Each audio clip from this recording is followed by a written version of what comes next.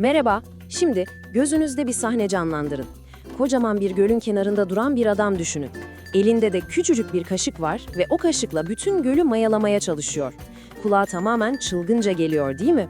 İşte bugün bu tuhaf gibi görünen halk hikayesinin ardındaki o inanılmaz güçlü umut mesajını birlikte çözeceğiz. Hadi lafı hiç uzatmadan direkt olayın tam ortasına, o acayip manzaraya gidelim. Evet, gördüğünüz şey tam olarak bu. Bir adam elindeki kaşıkla devasa bir göle yoğurt, daha doğrusu yoğurt mayası ekliyor.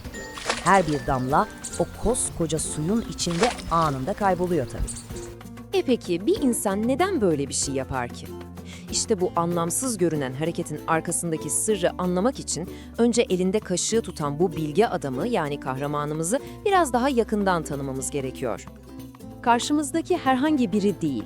O, 13. yüzyıl Anadolu'sunun efsanevi ismi. Zekası, hazır cevaplılığı ve bilgeliğiyle tanınan, hepimizin çok sevdiği Nasrettin Hoca. Hocayı genelde güldüren fıkralarıyla, o ince mizahıyla tanırız ama aslında onun her hikayesi yüzeyde göründüğünden çok daha derin bir anlam, bir bilgelik saklar içinde. Tamam, şimdi gelin o meşhur güne gidelim. Bakalım hocanın göl kenarında yaşadıkları nasıl gelişmiş, adım adım görelim. Hikayemiz, hocanın bir gün eşeğine atlayıp eline de büyük bir kova dolusu yoğurt mayası almasıyla başlıyor. Köyden ayrılıyor ve kırlara doğru yola koyuluyor. Ve yolculuğu onu o zamanların uçsuz bucaksız Akşer Gölü'nün tam kıyısına getiriyor. Hoca hiç duraksamadan gayet kararlı adımlarla suyun kenarına kadar yürüyor. Tabii bu durumu görenler oluyor. Çok geçmeden hocanın ne yaptığını anlamaya çalışan meraklı bir köylü kalabalığı etrafında toplanıveriyor. Herkesin kafası karışık. Kendi aralarında fısıldaşıyorlar. Hoca galiba aklını kaçırmış. Ama hocanın umrunda değil. Etrafındaki o meraklı bakışlara hiç aldırmadan büyük bir sakinlikle elindeki mayayı kaşık kaşık göle dökmeye başlıyor. İşte hikayenin o en akıl almaz anı da tam olarak burası. Köylüler bu anlamsızlığa daha fazla dayanamıyorlar tabii. En sonunda hocayla konuşmaya, ona hesap sormaya karar veriyorlar. Aralarından biri cesaretini toplayıp öne atılıyor ve soruyor. "Hocam, ne yapıyorsun Allah aşkına? Bu yaptığın delilik. Bir kaşık mayayla koca göl hiç çalkalanır mı? Hiç yoğurt olur mu?" diyerek aslında mantığın sesini dile getiriyorlar. Hoca hiç istifini bozmuyor, yaptığı işten şöyle bir başını kaldırıyor, yüzünde o bildiğimiz bilge gülümsemesiyle köylülere bakıyor ve tarihe geçecek o efsanevi iki kelimeyi söylüyor. "Ya tutarsa."